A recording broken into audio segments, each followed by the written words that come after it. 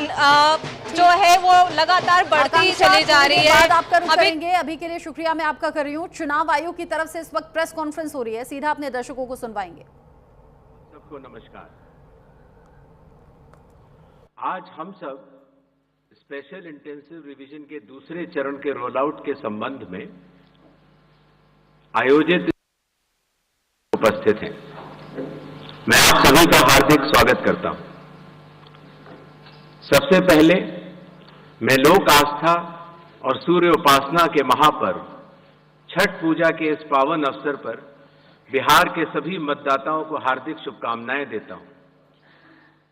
आज अस्ताचलगामी भगवान भास्कर को अर्घ्य देने के शुभ दिन पर मैं बिहार के 7.5 करोड़ मतदाताओं को विशेष रूप से नमन करता हूं, जिन्होंने निर्वाचन आयोग पर अटूट विश्वास जताया है और एसआईआर में पूर्ण भागीदारी निभाई और अब इस चुनाव में मतदान करने के लिए उत्साहित है।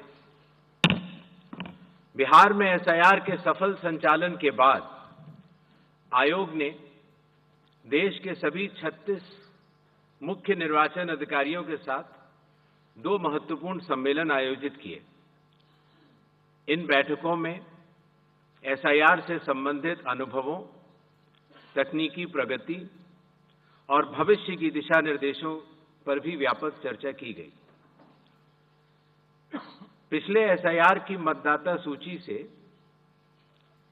मैनुअल भी और तकनीकी तरीके से भी दोनों स्तरों पर मिलान का कार्य लगभग पूरा कर लिया गया है और इसके तैयारी के आधार पर अब चयनित राज्यों में एसआईआर का दूसरा चरण प्रारंभ किया जाएगा। याद रहे, एसआईआर का प्रमुख उद्देश्य है हर योग्य मतदाता को सूची में शामिल करना और अयोग्य को मतदाता सूची से हटाना। आइए अब पीपीटी के माध्यम से आपको विस्तार में एसआईआर के इस फेज 2 के बारे में बताते हैं। जैसा कि आप सबको पता है, एसआईआर का फेज 1 समाप्त हुआ और इस चरण की सबसे बड़ी खूबी यह रही कि बिहार के 7.5 करोड़ मतदाताओं ने बढ़ चढ़कर पार्टिसिपेट किया। 90,000 बीएलओस, सभी 12 राजनीतिक दलों के 1.6 लाख बूथ लेवल एजेंट्स, सब ने मिलकर मतदाता सूची को शुद्ध बनाने का कार्य किया और नतीजा आपके सामने है। 0 अपील्स, अर्थात बिहार की मतदाता सूची अधिकतम शुद्ध मानी जाएगी। अब फेज 2 12 राज्यों में या संघ शासित प्रदेशों में आरंभ होने वाला है। नेक्स्ट।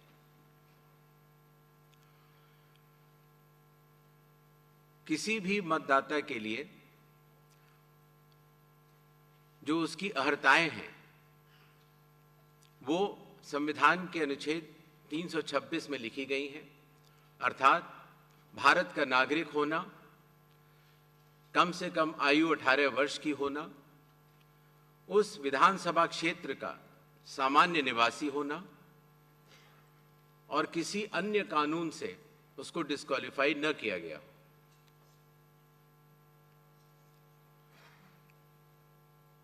एसआईआर की आवश्यकता के बारे में काफी चर्चा हो चुकी है, लेकिन फिर भी चुनाव आयोग एक बार आपको बताना चाहेगा कि चुनावी कानून के तहत हर चुनाव से पहले इलेक्टोरल रोल का रिवीजन आवश्यक है और या जब भी चुनाव आयोग आवश्यकता अनुसार निर्धारित करे।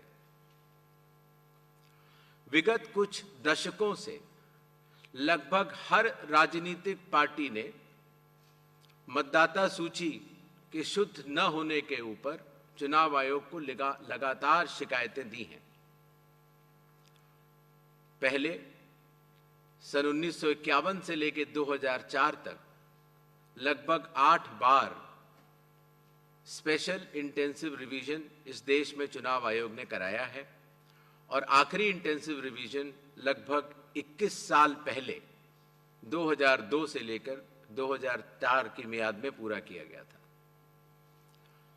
इस लंबे दौर में 2 दशकों से भी अधिक लंबे दौर में मतदाता सूची में कई परिवर्तन आवश्यक हो जाते हैं, जैसे कि भारत की विकास गाथा के साथ साथ लोगों का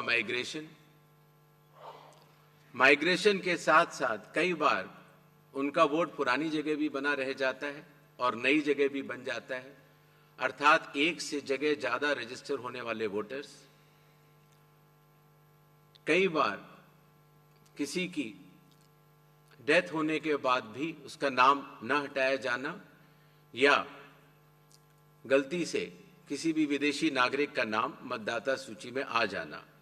इन चारों कारणों की वजह से चुनाव आयोग ने निर्णय लिया कि पूरे देश में चरणबद्ध तरीके से एसआईआर कराया जाए और इसकी पहली कड़ी बिहार आपके सामने समाप्त भी हो चुकी है और बड़े सफलतापूर्वक लोगों ने चुनाव आयोग पर विश्वास भी जताया है। एसआईआर करते समय एक बहुत बड़ी संख्या में चुनावी कर्मी चुनाव आयोग के साथ कंधे से कंधा मिलाकर काम करते हैं।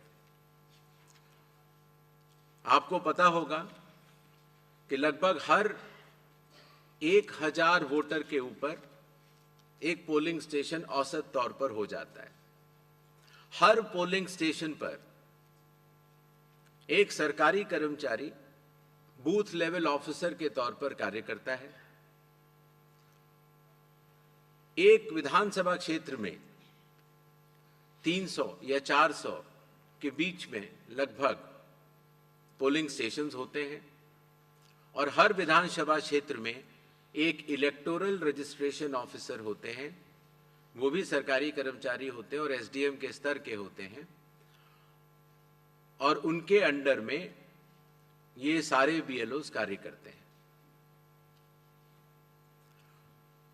इलेक्टोरल रजिस्ट्रेशन ऑफिसर को सहायता करने के लिए assistant electoral officer registration officers भी होते हैं। चुनाव आयोग ने पहले भी साफ किया था कि एसआईआर की प्रक्रिया देश के बाकी हिस्सों में भी होगी, बिहार में हुए है, अब इसका दूसरा चरण शुरू हो गया। जानकारी ज्ञानेश कुमार यानी कि इलेक्शन कमीशन की तरफ से दी जा रही थी। छोटा सा ब्रेक यहां पर ले रहे हैं, लौटेंगे।